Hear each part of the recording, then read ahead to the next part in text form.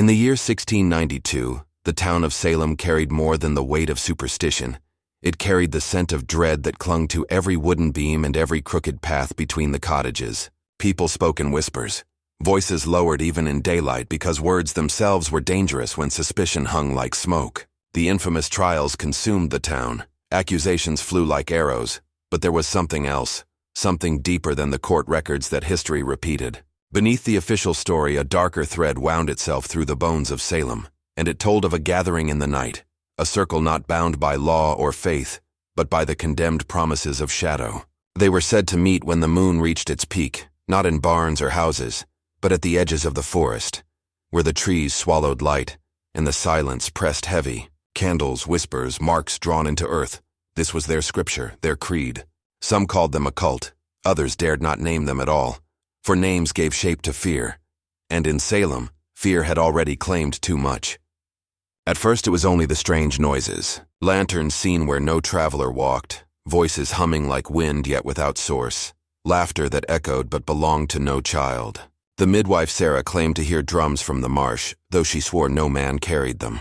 Then came the vanishings, a boy sent for water who never returned, his pail found at the well, water spilled into mud as if dropped in haste. A young woman walking to her sister's home, vanished on the open road, her shawl found torn but without blood. Families searched, ministers prayed, yet none returned. When bodies did surface, they bore no wounds of blade or beast, only faces frozen in grotesque terror, mouths wide as if screaming at something unseen. Rumors spread that strange symbols had been carved shallow into the flesh, not cuts, but marks that looked burned, faint circles within circles, a language of damnation. Officials denied it, but those who prepared the burial swore they saw. Whispers spread faster than sermons, and soon the condemned cult lived more in fear than in fact. Yet no denial could ease the terror of children refusing to sleep, of mothers barring doors, of men carrying lanterns to guard their own land. The trial sought witches in court, but the real haunting gathered outside judgment's reach. The gallows became crowded, bodies swung at noon. The prayers of ministers rose with the caw of crows, yet none of these deaths silenced the deeper fear. If witches were condemned by daylight, who condemned the ones that moved by night? Some said the cult was born from those already cast aside, the accused, the feared, the rejected who turned their backs on mercy. Others believed it older, a secret imported from across the sea, hidden until hysteria gave it fuel. No matter its root, its presence was certain. Salem's nights were no longer still. Fire flickered at the horizon where no hearth burned. Voices carried through mist where no men walked. And then came the stories of executions that did not belong to the court. Midnight gallows, ropes hung in silence, figures gathered not in judgment but in ritual. They said the cult performed its own justice, condemning those chosen by rules no outsider knew. Who they killed and why remained buried in whispers. Some claimed the vanished victims were sacrifices, their souls traded for power. Others believed the cult sought to silence those who recognized their symbols. All agreed on one thing: those taken by them did not return. And yet the strangest chapter was still to come, for in one night, the cult itself would vanish. One night, Salem would wake to discover the condemned had been condemned in turn, gone as swiftly as they had appeared, leaving no graves, no bodies, no trace.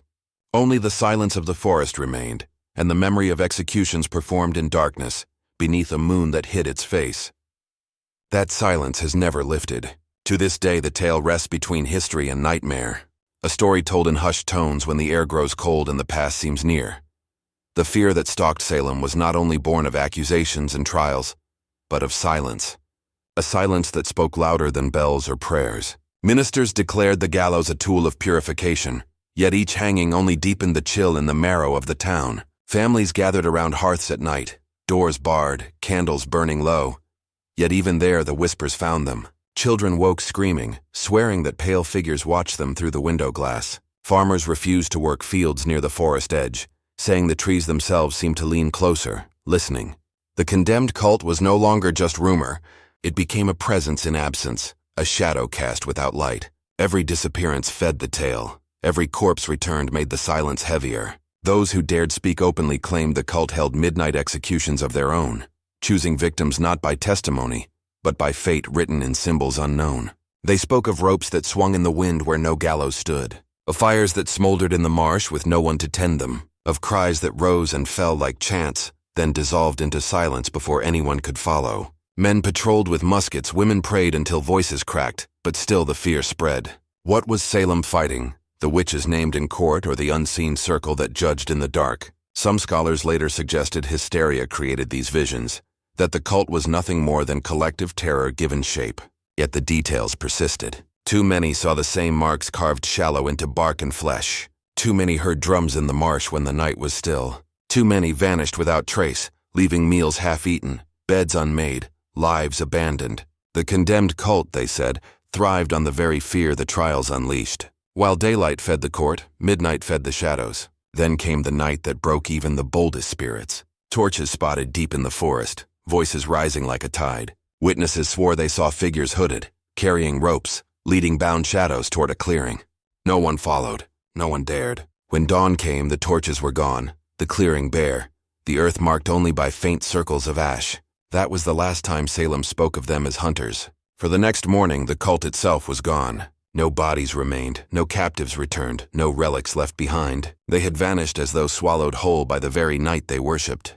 The condemned had been condemned, but not by any court manned with judges. Salem was left to wonder whether it was divine judgment, a pact fulfilled, or something darker still. Ministers tried to fold the tale into sermons, warning against straying from God. But the words rang hollow. The people knew what they had seen, what they had heard in the mist, what silence lingered after. The cult did not end with trials, it ended with absence, and absence is its own haunting. To this day, the legend of the condemned cult clings to Salem like mist over the marshes. Some say their voices can still be heard on nights when the moon hides behind clouds, when the gallows creak, though the rope swings empty. Some claim to see figures at the edge of the forest, watching, waiting, their faces pale with the same terror worn by their victims. And others, the bold or the foolish, whisper that the cult never truly vanished, that it merely stepped deeper into the fog, biding its time, waiting for fear to ripen again. For fear is the truest harvest, and Salem has never forgotten how to grow it. The year was 1692, a time when Salem was little more than a cluster of wooden houses pressed against the edge of an unforgiving wilderness. The air was heavy with superstition, every shadow seen as a sign, every illness branded with the touch of the devil.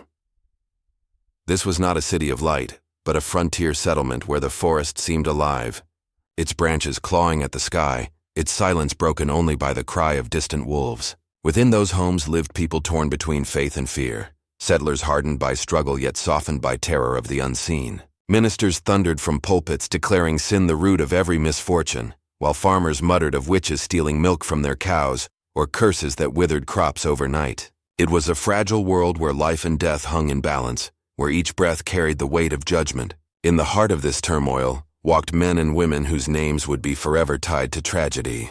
Magistrates like John Hathorne and Jonathan Corwin, men with stern faces and sterner hearts, sat in judgment over the accused. The afflicted girls, writhing and screaming in the meeting house, pointed trembling fingers that condemned neighbors to death. Families turned against each other. Friends became enemies, and whispers grew louder than truth. Yet beneath the trials, beneath the cries of witchcraft, another story wound itself through Salem like a serpent in tall grass. Whispers of a cult, hidden and condemned not by the court but by something older, darker, and less forgiving. They spoke of midnight gatherings where fire burned without wood, where chants rose in languages no one had learned. They spoke of a circle bound not by kin or creed but by blood, a fellowship that demanded loyalty sealed in silence. The condemned cult, they called it, though no one could say who had first given them that name. Some believed it was born from outcasts, those shunned by the church, hungry for power in a town where fear was currency. Others claimed it was older than Salem, a remnant of old-world heresies carried across the sea, waiting to root itself in this harsh soil. Whatever its origin, its presence was felt in the tremor of voices, in the shiver that ran through townsfolk when the night grew too quiet. Not all who vanished during those years were seized by constables. Some simply disappeared, their absence explained away as flight or despair. But their possessions remained untouched, their lives frozen in place as though abandoned in haste. A half-written letter, a chair toppled, bread left unbaked. These were the signs that fed the legend. What the trials branded as witchcraft, others whispered, was sacrifice. The gallows may have hung the accused, but the cult claimed its victims in silence. The ministers thundered of Satan's snares, yet they could not account for the symbols carved into doorframes, circles of ash left in barns, or the sound of drums that rolled like distant thunder in the marsh. Each clue pointed to something that moved just beyond reach, always half seen, always half heard, but never grasped. And in this world of fear, belief was as dangerous as proof. The condemned cult thrived in whispers because whispers were all that Salem had. The forest became their cathedral, the night their altar, and fear their scripture. The people of Salem, though never naming them in court, could not deny the presence that walked with them in silence. The trials raged on, names written and condemned. But beneath the official record, another history was being carved, one that had no judge, no jury, no verdict, only silence that swallowed lives whole. As the trials spread like wildfire, Salem became a stage for fear, but fear has many faces, and not all of them stood in the courtroom. The condemned cult moved like smoke, unseen yet choking every breath. Families whispered that they saw lights deep within the forest, flickering like lanterns, though no man dared walk those paths. Children swore they heard chanting carried on the wind, words that made no sense yet scraped against their dreams until they woke screaming. Farmers, hardened men with calloused hands, refused to tend fields near the marshes, claiming shapes lingered between the reeds, watching, waiting. The town called them shadows, but shadows did not leave footprints pressed deep into the mud. And there were footprints, small ones, large ones, some shaped like hooves, though no animal had passed that way. Mothers gathered children close, praying that the devil's hand would pass them by. Yet prayers grew brittle in the face of silence. The court condemned its witches one by one, but still the marks remained. A family found a circle of stones outside their barn one morning, arranged with a precision that defied chance. Another found the symbol of a noose carved shallow into their door. No one confessed to such acts. No constable admitted to carving them, yet they multiplied, spreading like sickness. These were not crimes that could be tried in court. These were messages written in the dark. The cult was not named aloud, yet its presence weighed heavier than the gallows. Some claimed its members were among the very accusers, women and girls whose fits masked allegiance to another order. Others whispered it was the judges themselves playing two roles, condemners by day, worshippers by night. Every theory fed the hunger of the unknown, and the unknown only grew. Ministers attempted to silence the whispers by weaving them into sermons, declaring them tricks of Satan, but their words cracked under the strain of truth too widely shared. A boy claimed to have followed hooded figures into the forest, only to be found the next day, mute, his eyes glazed as though he had seen the grave. An old woman swore she saw ropes hanging from the trees at midnight, swinging though no wind stirred. Such testimonies were dismissed in daylight yet lived on in whispers after sunset. Salem learned to fear the silence more than the screams. Screams could be judged, punished, silenced. Silence could not. The condemned cult seemed to breathe that silence, to live in its spaces, feeding on fear more than blood. Yet blood came too. One man was found near the edge of town, throat marked by bruises as though a rope had strangled him, though no rope was found. Another was discovered in his field, eyes wide open, his chest marked with shallow cuts that formed symbols none could read. His tools were untouched, his crop still standing, his life stolen in the space of a breath. These deaths were never recorded among the official victims of the witch trials, but their memory lingered, heavy and unshaken. Salem called them accidents, madness, suicide, anything but the truth, anything but the cult. Yet denial was only another form of fear, for the people of Salem knew something moved among them, something not captured by the gallows nor silenced by prayer. It was not witchcraft as the court claimed, but something older, darker, and less forgiving. When night fell and the torches dimmed, the condemned cult owned the silence, and silence is a kingdom stronger than any court. By the year's end, Salem was a town divided not just by accusations, but by the shadows that walked unseen. Some believed the trials were a shield against the cult, that each execution bled away its strength. Others claimed the trials were fuel, feeding its hunger, driving the town deeper into despair. And still the forest stood, watching, listening, holding secrets the daylight could never reveal. Those who survived the year would carry its memory like a scar, not only of the trials but of the condemned who vanished and the whispers that refused to die. For Salem's history was written in ink and blood, but its curse was written in silence, and silence never fades. The trials in Salem had already thrown the town into chaos, but chaos alone could not capture the full depth of fear that now crept through the streets and forests. Shadows lengthened unnaturally at dusk, and the villagers began to sense that the disappearances, the carvings, and the whispers were connected. It began with subtle signs, livestock found slain with no apparent cause, baskets of grain overturned in the barns, doors left open though no one had entered. Children spoke of strange figures lurking at the edge of the forest, hooded shapes that vanished whenever an adult approached. Families barricaded windows, leaving only narrow slits to peer through, yet no fortification could hold back what moved beyond perception. The condemned cult, already whispered about in trembling voices, seemed to gather strength in the fear of the townspeople. Every death, every disappearance, every unnatural sound fueled its presence. Lanterns swung from porches, but the light flickered weakly as if reluctant to illuminate what it feared. At night, a drum beat could be heard in the marshes, distant but persistent, rising and falling like the heartbeat of some colossal creature unseen. Witnesses swore the rhythm carried words, a language not human yet undeniably deliberate. In homes, families huddled in terror, refusing to sleep, listening for the approach of silent steps. Some claimed that the sound of chanting drifted through the town at midnight, strange syllables that made the hair on the back of the neck stand on end. Even the ministers who preached fear and punishment from the pulpit could not quell the unease, for this terror was not of the devil alone. It was something older, something patient.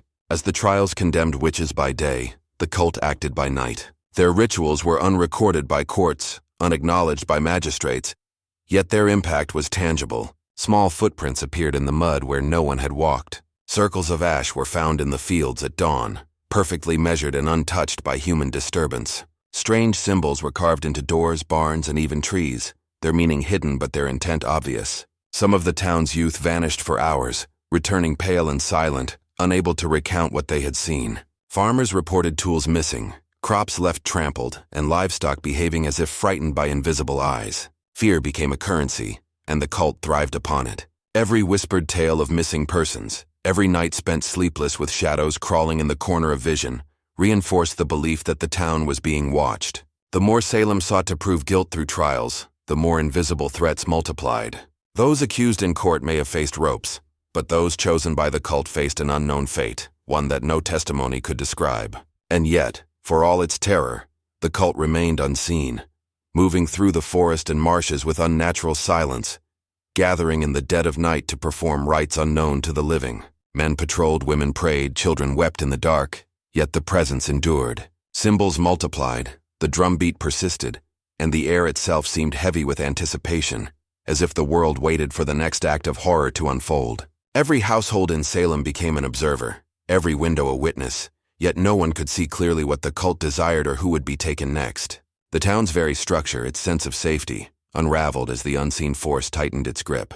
Fear became the rhythm of life, guiding steps, quieting voices, and shaping thoughts. By midsummer, the people no longer spoke of mundane concerns. Their lives were measured by avoidance and survival. Each night brought new terror. Each day brought confirmation that the cult's influence was real, pervasive, and inescapable. The buildup had reached a crescendo. What had started as whispers and oddities had solidified into a palpable, ever-present dread. Salem itself felt haunted, as if the ground and trees were complicit in the unseen rites performed under the cloak of darkness. And yet the townspeople, resilient and stubborn, clung to faith and routine, hoping that the light of day would weaken the shadows, though deep down they knew that what haunted them thrived most in daylight as much as in night. By the time midsummer arrived, the town of Salem was already gripped by paranoia, yet the true weight of terror had yet to manifest fully. The cult, silent and patient, moved through the edges of the forest and marshes with deliberate intent, leaving signs of their presence in ways that unsettled even the most hardened villagers. Livestock were found trampled and drained of vitality. Barns bore marks scorched into the wood with no discernible fire, and doors were carved with symbols that defied all interpretation. Children awoke screaming, claiming they had been visited by hooded figures with eyes like burning coals. Yet none could prove their encounter to adults. Lanterns swung from every doorway, but the light seemed inadequate, dimmed as if in recognition of the shadows that crept too close. Rumors spread faster than sermons.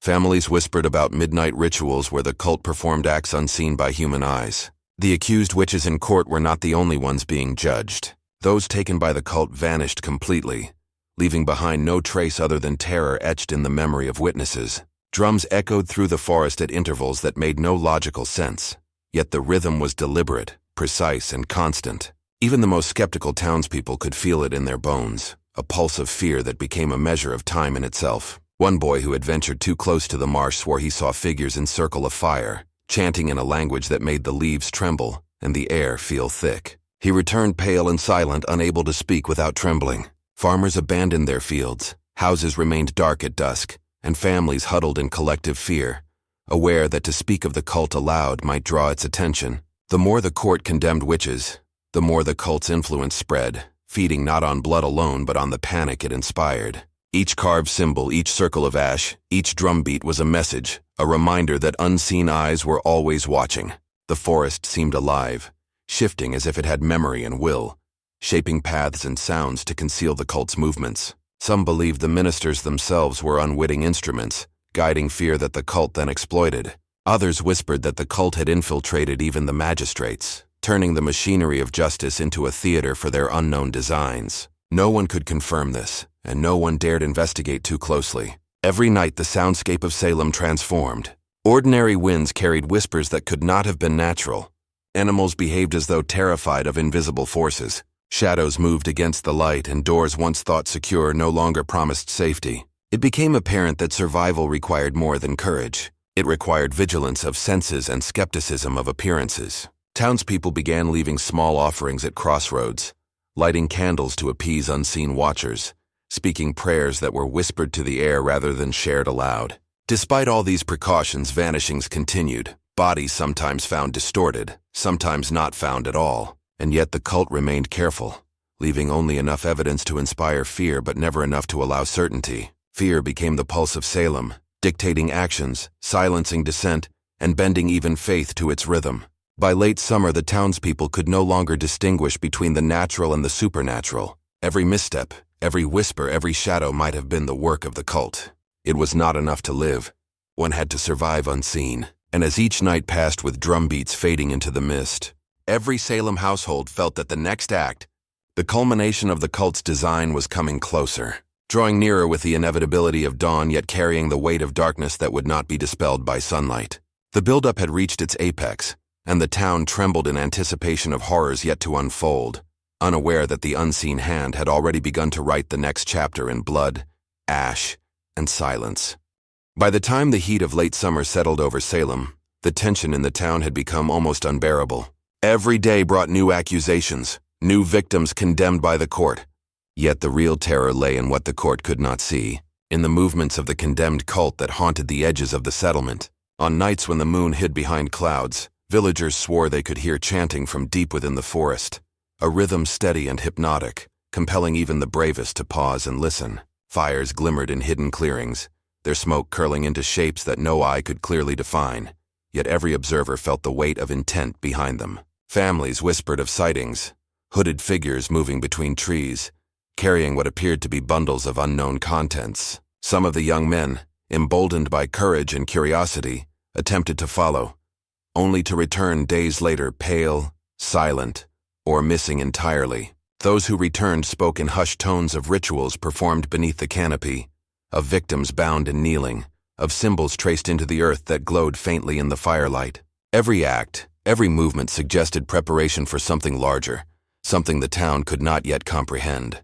The air itself seemed to thicken during these nights, carrying a chill that was unnatural, pressing down on the shoulders of those who dared venture outdoors. Ministers preached more fervently, but even their words could not mask the unease, for fear had grown beyond the reach of sermons. On one particular night, witnesses claimed to see the cult gather near the marshlands, their figures arranged in a circle around a flickering fire. Drums beat slowly, methodically, while chants rose and fell in a cadence that seemed older than the town itself. Flames danced across the faces of the kneeling, revealing expressions of terror and ecstasy mingled together. One farmer, watching from a hidden hill, reported seeing ropes prepared, nooses swinging in the firelight as if awaiting a judgment no human court could deliver.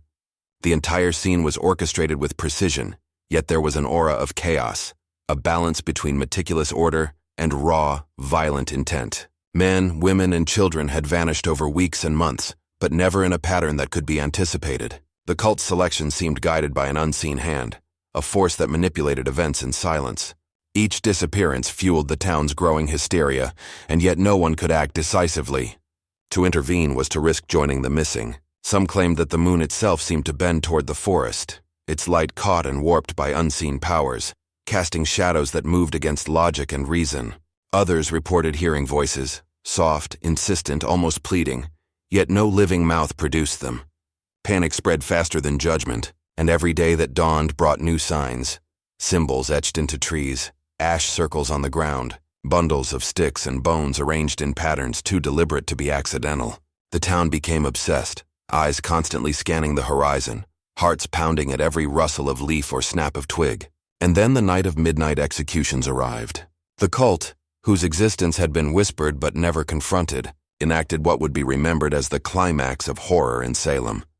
Figures appeared simultaneously in multiple locations, shadows moving with unnatural coordination, ropes prepared, fires burning brighter than any hearth. Those selected were bound, kneeling, their faces frozen in terror that no words could convey. Chants rose, a chorus of voices lost in the mist, carried across the forest like a malevolent wind.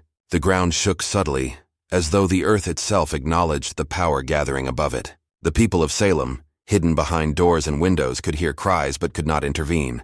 Each scream marked the culmination of weeks of dread, the apex of anticipation, the moment when fear became reality. And then, just as suddenly as it began, the fires dimmed, the chanting ceased, and the figures vanished into the night, leaving behind only silence and the faint scent of smoke. The town, already scarred by trials and accusations, now faced a terror that could not be named, recorded, or punished. The climax had passed, but its weight settled upon Salem like a leaden fog, suffocating and permanent, leaving the people to wonder who would be taken next, and whether the unseen hand of the condemned cult would ever release its grip.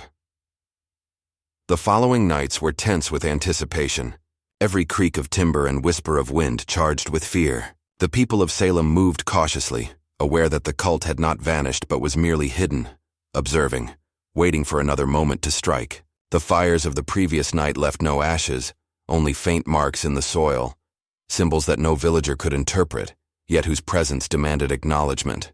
Some children claimed to see figures standing silently at the edges of their beds, cloaked in darkness, faces obscured yet somehow familiar. Families huddled together, refusing to sleep alone, whispering prayers into the dark while the unseen eyes of the cult seemed to trace every breath. Those who had survived previous disappearances spoke in trembling tones of rituals performed beneath the trees, describing victims kneeling, ropes prepared, and faces contorted in terror beyond comprehension. The sense of inevitability grew. The town was caught in a web it could neither understand nor escape. Drums continued to beat in the distance, now louder, more deliberate, as if calling the unseen to gather once again. Shadows lengthened unnaturally, and even the minister's sermons could not soothe the growing panic. Each night brought new vanishings, leaving behind only the faintest traces, a dropped handkerchief, a piece of broken wood, or a circle of ash. Witnesses swore that the chosen were never left in one place. They were carried silently into the forest and consumed by a darkness that had no source, no origin. The town became fragmented, families isolated within homes, neighbors suspicious of one another, all haunted by the certainty that the next selection could strike anyone. Every path through the woods was considered dangerous, every field a potential trap. Yet life continued under the oppressive weight of fear. Some men tried to follow the traces of the cult, but none returned intact. Horses were found wandering, baskets abandoned, and fields trampled, but the culprits were never seen. The town's sense of safety had been entirely stripped, leaving only the raw awareness of vulnerability. On one night, a group of villagers attempted to confront what they believed to be a cult gathering, following faint drumbeats into the forest. They stumbled upon a clearing, empty but for a single circle of ash and faint footprints leading toward the marsh. A chill hung in the air, unnatural and oppressive, and every sound seemed amplified. The rustle of leaves, the snap of twigs, even their own heartbeats. Panic overtook reason and they fled, leaving the forest to its hidden rulers. Reports of sightings and vanishings multiplied, each more detailed than the last, and the town began to whisper that the cult possessed powers beyond mortal understanding. Fires burned in secret, ropes were prepared in silence, and chants echoed faintly on nights when the moon was hidden. The climax of horror, though it had begun, did not end. It stretched across weeks, leaving Salem in a perpetual state of dread. Those who witnessed these acts described terror unlike any other, the sense that fate itself had been rewritten, that the lives of ordinary citizens were now subject to rules unknown, enforced by an invisible tribunal. The town grew weary, hope diminishing with each day, and even the most steadfast clung only to survival. And then came the final night of the climax, when multiple vanishings occurred simultaneously. No one saw the departure. No one saw the shadows claim their victims. The fires died without a trace, the drumbeat ceased, and the forest reclaimed its silence, yet the town was left hollow, aware that the hand of the cult had passed over it once again. Salem was changed forever. The climax had ended, but its echoes would haunt every step, every breath, and every whisper for years to come. The people now understood that the cult's power was not in brute force, but in fear itself, cultivated and harvested, leaving them trapped in anticipation and uncertainty. Every remaining villager moved cautiously, knowing that survival depended on respect for shadows, silence, and the unrecorded laws of the condemned. When the dust settled over Salem after the horrors of the trials and the secretive midnight executions, the town found itself in a fragile equilibrium.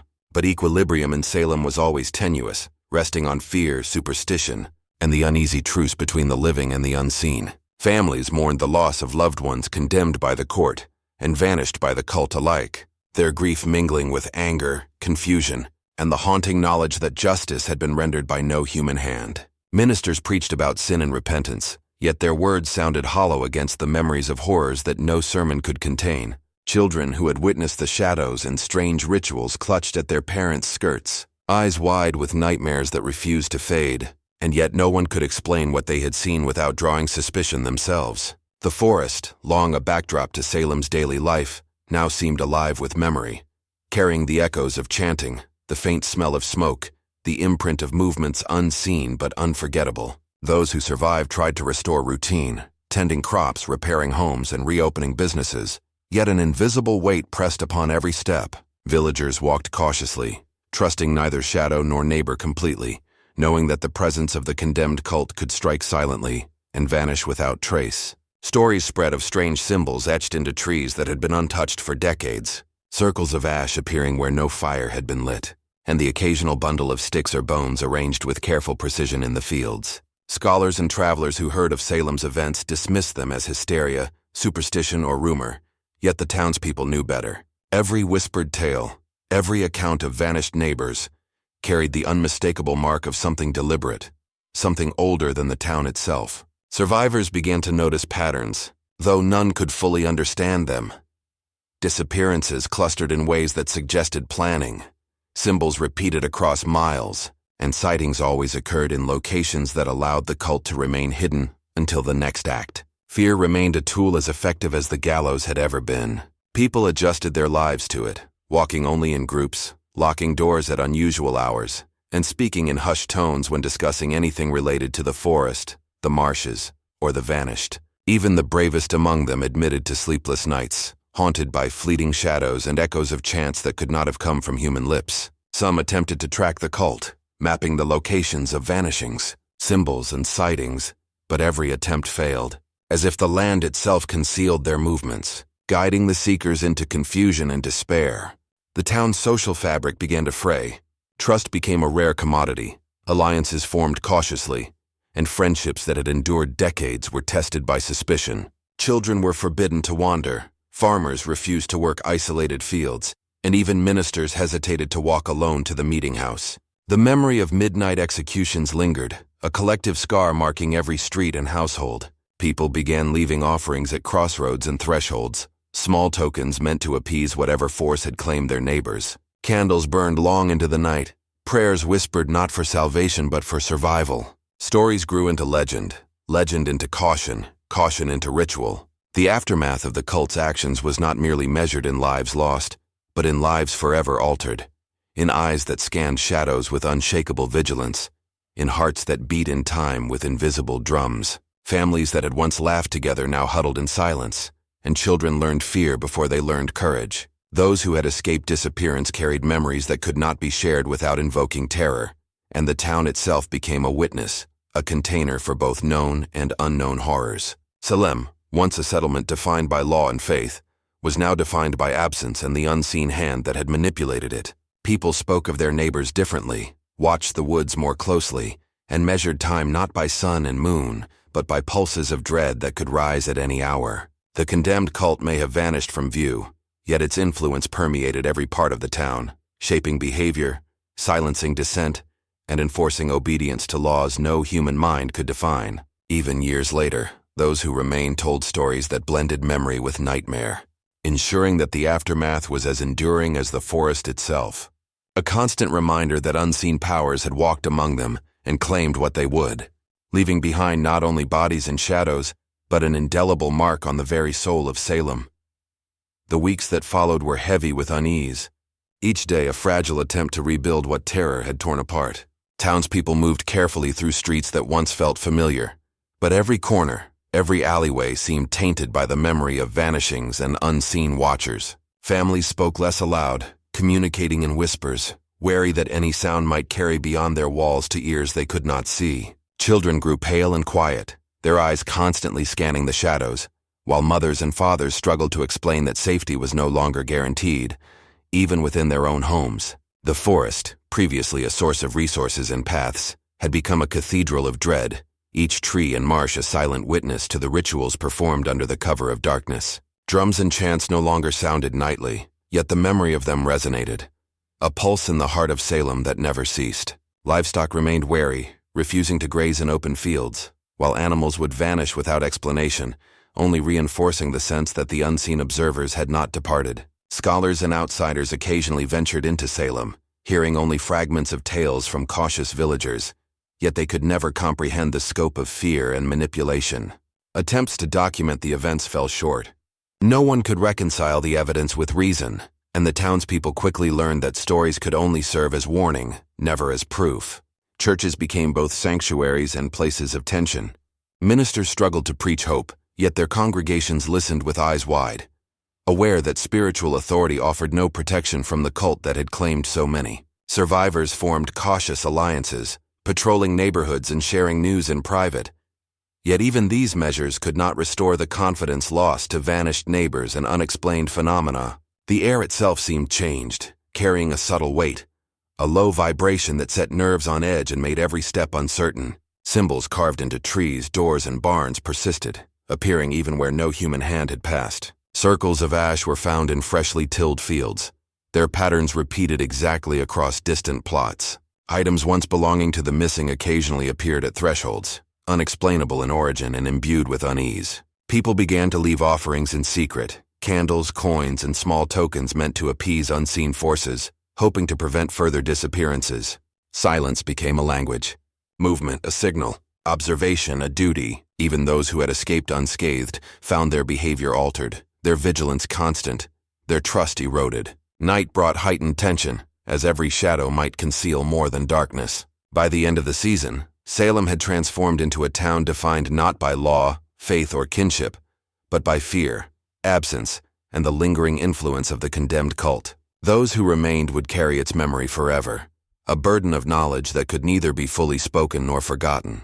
The aftermath was more than the tally of missing or dead. It was the reshaping of life itself, the infusion of dread into daily existence, the recognition that unseen powers had walked among them and remained as long as fear persisted. Even years later, tales of the vanished, the symbols, the ash circles, and the drums endured, passed from parent to child, ensuring that the terror, though unseen, would never be erased from the consciousness of Salem.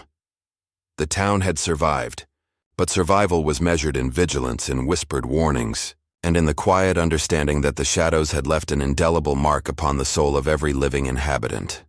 Long after the midnight executions and the vanishings, Salem remained haunted by questions that no one could answer. The town had survived, yet it was clear that what had occurred was neither fully understood nor fully recorded, leaving a void filled by rumor, legend, and speculation. Symbols carved into doors, barns, and trees persisted. Circles of ash reappeared in the fields, and the faint echo of drums was reported even in months when the forest should have been silent. Those who had witnessed the cult's acts spoke rarely and only in whispers, yet their accounts shared remarkable consistency. Hooded figures, chanting ritual circles, victims bound in fear, and flames that burned with a light that seemed otherworldly. Some scholars later argued that hysteria had created illusions of the unseen, that the terror was self-perpetuated by the community's panic. Yet this explanation failed to account for the precise markings, the coordinated disappearances, and the footprints found where no human could have walked. Locals believed the cult had vanished into the forest or the marshes, yet the occasional appearance of strange symbols suggested their presence was not gone but hidden. Sightings continued sporadically. Children reported figures at the edge of fields.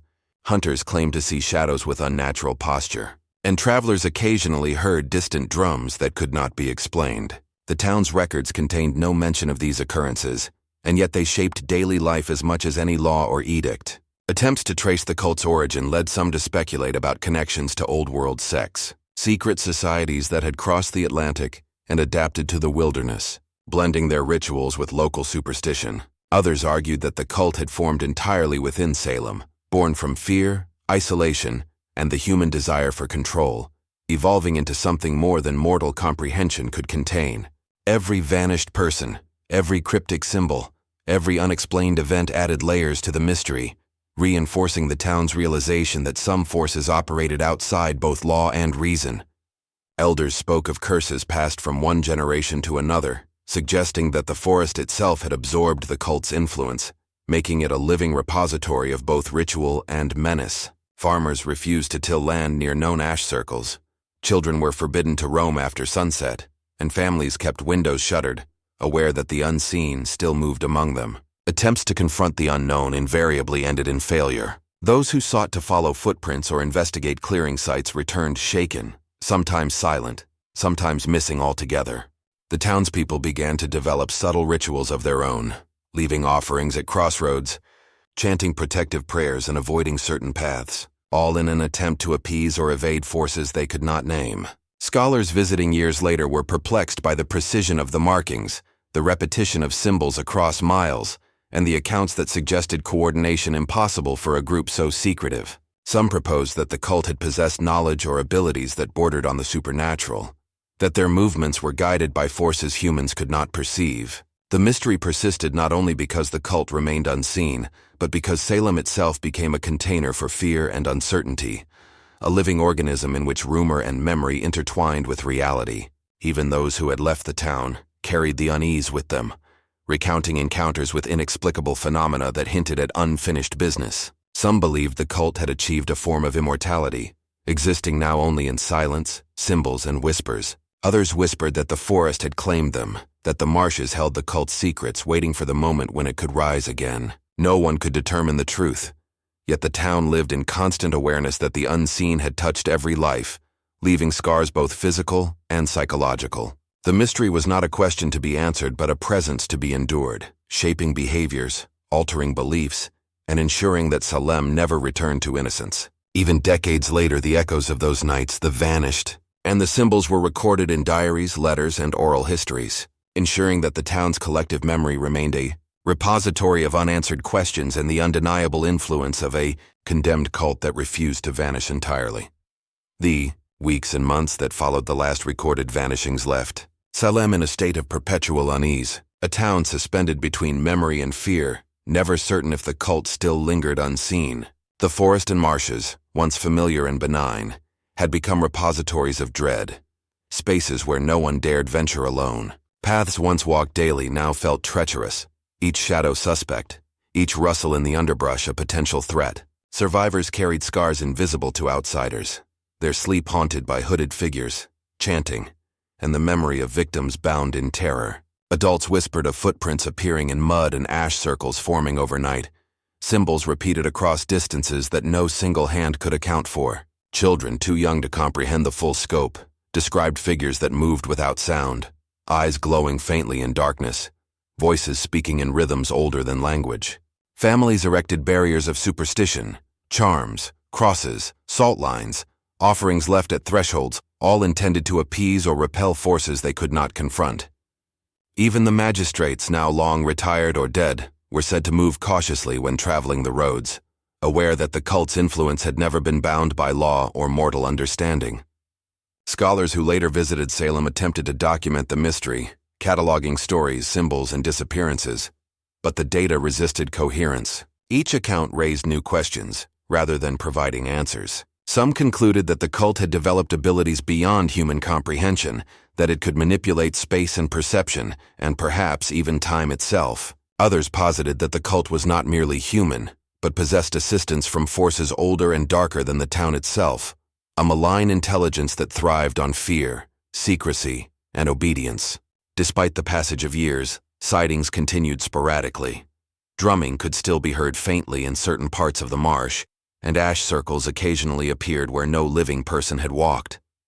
The town's collective memory became a living entity, intertwining rumor, trauma, and unproven encounters into a web so dense that it dictated daily life. Every step outside homes was measured, every path to the forest calculated, every encounter with strangers scrutinized for hidden intent. Fear had become an invisible law, and the town obeyed it without question. Attempts to desecrate symbols or remove circles of ash were met with failure. The markings reappeared, sometimes in the same place, sometimes elsewhere, always with precision that defied explanation. The remaining villagers developed subtle rituals to coexist with the unseen, leaving candles burning at night, small tokens at crossroads, quiet prayers muttered into the air rather than voiced aloud. Even those who had left the town carried the influence with them, recounting experiences that defied rational interpretation. Shadows in the corner of rooms, unexplainable footsteps, fleeting glimpses of hooded figures in remote landscapes. The mystery became a permanent fixture of Salem, its presence woven into the culture, the architecture, and the very psychology of its people. The condemned cult, though unseen, had reshaped the town's understanding of reality, teaching its inhabitants that power could exist without form, fear could be enforced without evidence, and disappearance could occur without trace. Even as generations passed, the legend of the cult endured, ensuring that Salem remained a place defined by the balance of visibility and concealment, knowledge and ignorance, life and the threat of the vanished. The mystery was never solved. It could not be. Its power lay precisely in being unseen yet undeniably present, a lesson etched into the minds of every living witness and every whispered tale passed from parent to child. The forest, the marshes, the houses, and the streets all bore the mark of what had occurred, ensuring that Salem, though superficially recovered, would never truly escape the shadow of the condemned cult. As the years unfolded, Salem tried to reclaim a semblance of normalcy, yet the town was forever altered by what had transpired. The vanished, the marked, and the witnesses all left traces in memory, homes, and the collective consciousness. Streets once bustling now carried a subtle wariness, a quiet tension under every step, every glance, every knock at the door. Survivors aged with caution, their movements deliberate, their voices measured, because the knowledge of the condemned cult's reach never truly faded. The forest and marshes, still dark and unwelcoming, held a silent claim over the town, and rumors of strange lights, distant chants, and fleeting figures persisted, despite the passage of years. Families adapted to lives measured by vigilance. Children learned fear as naturally as they learned prayer, taught to respect boundaries no map could define. Minsters, scholars, and travelers who attempted to rationalize the events were met with tales so consistent and detailed that skepticism faltered. Ash circles, carved symbols, and subtle markings appeared intermittently, always precise, never random, reinforcing the idea that the cult's presence, though hidden, was enduring. Houses remained fortified, doors locked at unusual hours, and small rituals became custom.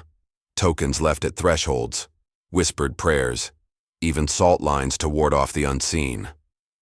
It was a society restructured by dread, where every action was weighed against the possibility of an invisible observer. Despite this, daily life continued, for human resilience demanded adaptation. Children played quietly, farmers worked in groups, and markets opened, though shadows were always watched. Stories of vanished neighbors, mysterious drums, and hooded figures were recounted, passed down carefully to ensure survival and awareness. People learned that memory could be as potent as law, that fear itself could enforce order, and that knowledge of what had occurred demanded respect. Even the land bore witness. The forest seemed to shift subtly, concealing some spaces while revealing others. A silent map of the cult's previous dominion. Survivors spoke in hushed tones about moments of clarity, rare glimpses when shadows lifted, revealing only the emptiness left by those who had disappeared. The town's culture became entwined with ritual, precaution, and the legacy of terror. Holidays were subdued, celebrations measured, and every gathering carried an undercurrent of unease. For decades, Salem functioned as a community perpetually aware that it was haunted not just by memory, but by active, unseen forces. Scholars visiting long after the events could record symbols, testimonies, and patterns, but understanding remained incomplete. The unseen hand that orchestrated disappearances, maintained rituals, and instilled terror could never be fully grasped. Every family, every home, every path remembered consciously or subconsciously the lessons of those years.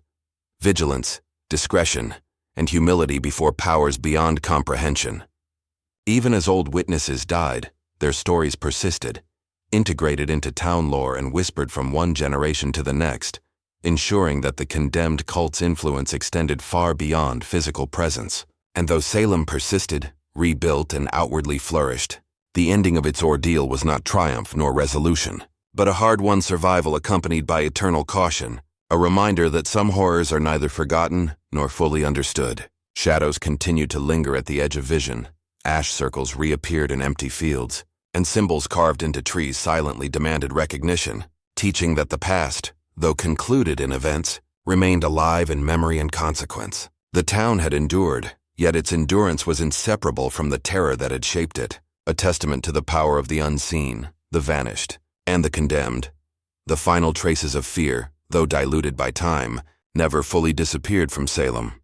Even decades later, villagers spoke in whispers of hooded figures glimpsed in the forest, symbols etched into old barns and the faint, persistent echo of drums carried by the wind.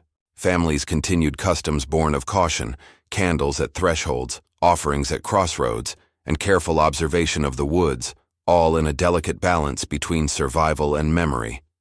The vanished were no longer counted, yet their absence was etched into the consciousness of every survivor, shaping behavior, belief, and expectation. Children grew into adults with stories ingrained into their minds, ensuring that the lessons of vigilance and respect for the unseen persisted. Scholars and travelers, intrigued by the accounts, could record testimonies and patterns, yet comprehension eluded them.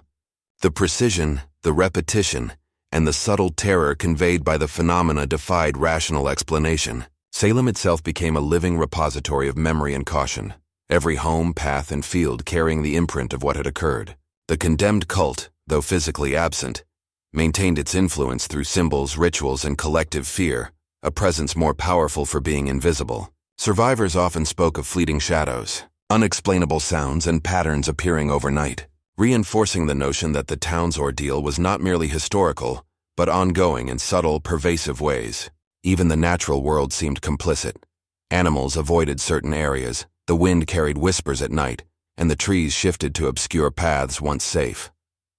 Generations grew up knowing fear as a tangible element, woven into daily life and survival. A quiet acknowledgement that some powers cannot be challenged openly. Festivals were subdued, homes fortified, and the town's rhythm measured by caution, observation, and respect for the unseen. Every act of human life became intertwined with memory, precaution, and recognition of forces beyond understanding. The ending of Salem's tale was not closure but adaptation. Survival coexisted with fear, knowledge intertwined with uncertainty, and the invisible hand of the condemned cult remained an enduring lesson. Visitors and historians could marvel at the persistence of the town, the careful customs, and the detailed accounts of vanished individuals, yet none could fully reconcile the events with reason. Salem's legacy was one of vigilance, reverence for the unknown, and recognition that power is not always visible. The forests and marshes continued to hold secrets, the symbols endured, and the echoes of drums remained, subtle but persistent. In this way, Salem survived not through triumph, but through adaptation, memory, and the careful navigation of unseen forces. The town had been irrevocably changed. Its soul bore the mark of the vanished, the condemned, and the unseen. And so the story concluded not with victory or resolution, but with quiet endurance, the knowledge that some mysteries are eternal, some fear indestructible, and some shadows, though unseen, continue to shape every step of human life within Salem's haunted bounds.